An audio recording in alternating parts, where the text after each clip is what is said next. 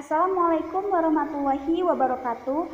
Nama saya Risa Nursania dari Universitas Nisaputra Prodi Sistem Informasi semester 3. Di sini saya akan menjelaskan mengenai skema dasar sistem komputer.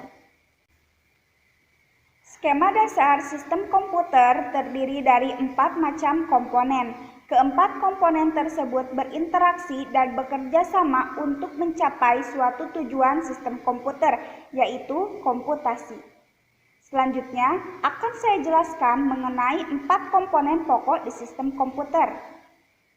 Yang pertama, pemroses. Pemroses bertindak sebagai pengolah data pengendalian operasi komputer. Yang kedua, memori utama.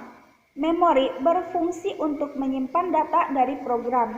Sebelum dapat dieksekusi dan dimanipulasi, program harus disimpan di memori utama. Jika sumber data energi atau listrik dihentikan, memori utama biasanya volatile, maksudnya yaitu tidak mampu mempertahankan data dan program yang disimpan. Sekarang ini, komputer mengikuti konsep dari Von Neumann, yaitu konsep program tersimpan atau stored program concept.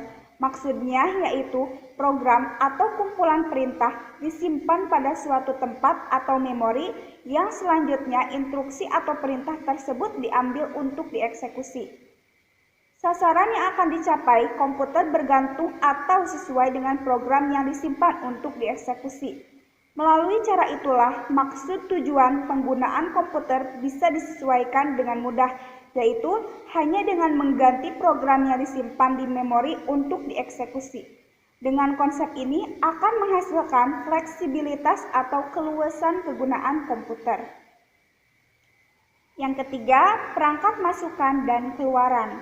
Perangkat masukan dan keluaran berfungsi untuk memindahkan data antara komputer dan lingkungan eksternal.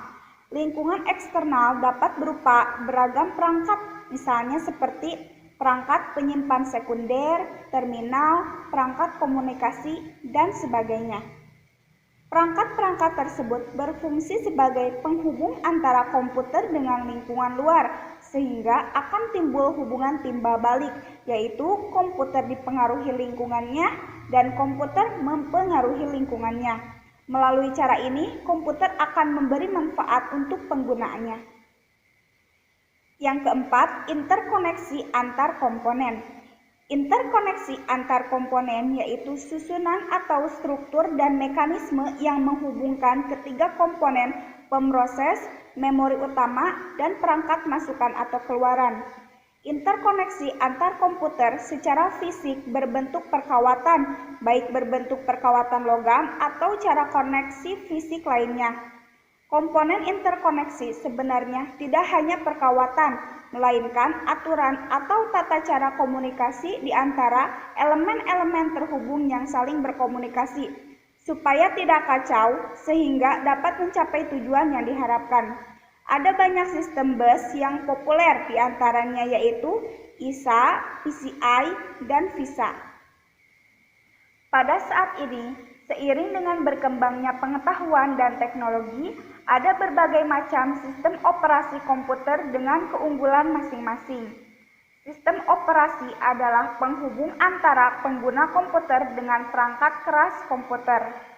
Sebelum adanya sistem operasi, orang menggunakan komputer dengan menggunakan sinyal analog dan sinyal digital.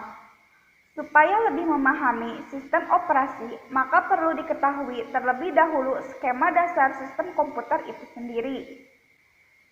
Skema dasar komputer yaitu yang pertama, Central Processing Unit atau CPU, yang mengendalikan semua unit sistem komputer yang lain dan mengubah input menjadi output.